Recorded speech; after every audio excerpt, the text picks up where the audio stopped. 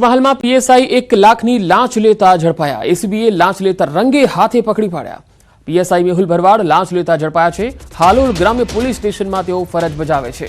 પીએસઆઈએ 2.5 લાખની લાંચની માગણી કરી હતી, જેમાં તેઓ 1 લાખની લાંચ લેતા એસીબીના છટકામાં રંગે હાથે પકડાયા। કચ્છમાં સ્પીડ બ્રેકરના ડખામાં 92 લોકો સામે ફરિયાદ નોંધાઈ। ભચાઉ તાલુકાના લુણવા ખાતે બે પક્ષો વચ્ચે સ્પીડ બ્રેકર બાબતે બોલાચાલી બાદ મારામારી થઈ, જેમાં પીએસઆઈ સહિતના પોલીસ કર્મીઓ પર જીવલેણ હુમલો થયો। આરોપીઓ ફરિયાદ નોંધાવનાર યુવકોને મારવા જતા હતા, ત્યારે પોલીસ વચ્ચે પડતા ટોળું તૂટી પડ્યું હોવાનો આરોપ છે।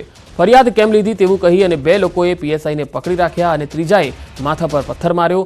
સાથે બે મહિલા સહિત 5 પોલીસ કર્મીને લાકડાના ધોકા અને પથ્થરથી માર મારી પોલીસની ગાડીમાં તોડફોડની ફરિયાદ છે। આ મામલે ભચાઉ પોલીસ મથકે 22 વિરુદ્ધ નામજોગ અને 70 અજાણ્યા શખ્સોના ટોળા સામે ફરિયાદ નોંધી છે।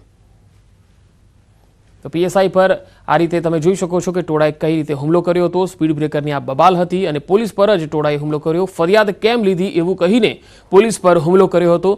આ સમગ્ર મામલે 92 લોકો સામે ફરિયાદ થઈ છે, 22ના નામજોગ ફરિયાદ થઈ છે। અમદાવાદના ગોમતીપુરમાં જૈન દેરાસરમાંથી મૂર્તિ અન્ય જગ્યાએ લઈ જવાના મામલે હોબાળો થયો। મહારાજ સાહેબ સહિત ભક્તો મૂર્તિ પરત લેવા ગયા, જ્યાં શિલજ ખાતે મૂર્તિ પરત લેવા જતા પોલીસે અટકાવ્યા। કોઈપણ પ્રકારના અનિચ્છનીય બનાવ ન બને તે માટે પોલીસ બંદોબસ્ત તૈનાત કરાયો।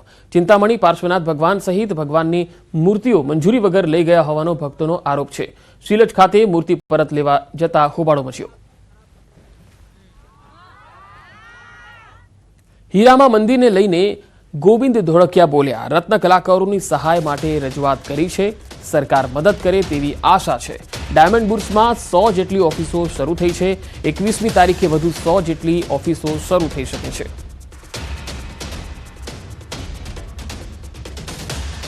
ડાયમંડ બિઝનેસમાં ખૂબ જ મંદી ચાલી રહી છે, એટલે સામાન્ય રીતે બધા જ મુશ્કેલીમાં હોય, એમાં રત્ન કલાકાર તો મુશ્કેલીમાં હોય જ અને છે, પણ આપણે બધા સાથે મળીને આને સામનો કરી રહ્યા છીએ અને હવે લાગે છે ભગવાનને પ્રાર્થના કે જલ્દી આમાંથી બધા બહાર નીકળી જાય। મદદની માંગ કરી રહ્યા છે, મદદની તમારી હવે આમાં મદદની વાત એ છે કે આપણે રજૂઆત કરી છે, હજી ન્યાથી કોઈ રિપ્લાય નથી આવ્યો કે હવે અમે આ મદદ સરકારશ્રીએ શરૂ કરી છે, અત્યારે એની કાર્યવાહી ચાલતી છે, એમ આપણે આશાવાદી રહીએ। તો રત્ન કલાકારો હાલ કફોડી સ્થિતિમાં મુકાયેલા છે અને સરકાર મદદ કરે તેવી આશા રાખી રહ્યા છે। સુરત ડાયમંડ બુર્સમાં ડ્રીમ સિટી પોલીસ સ્ટેશનનું ઉદ્ઘાટન થયું। કેન્દ્રીય જળશક્તિ મંત્રી CR પાટીલ અને રાજ્યના ગૃહ રાજ્યમંત્રી હર્ષ સંઘવીના હસ્તે ઉદ્ઘાટન કરાયું।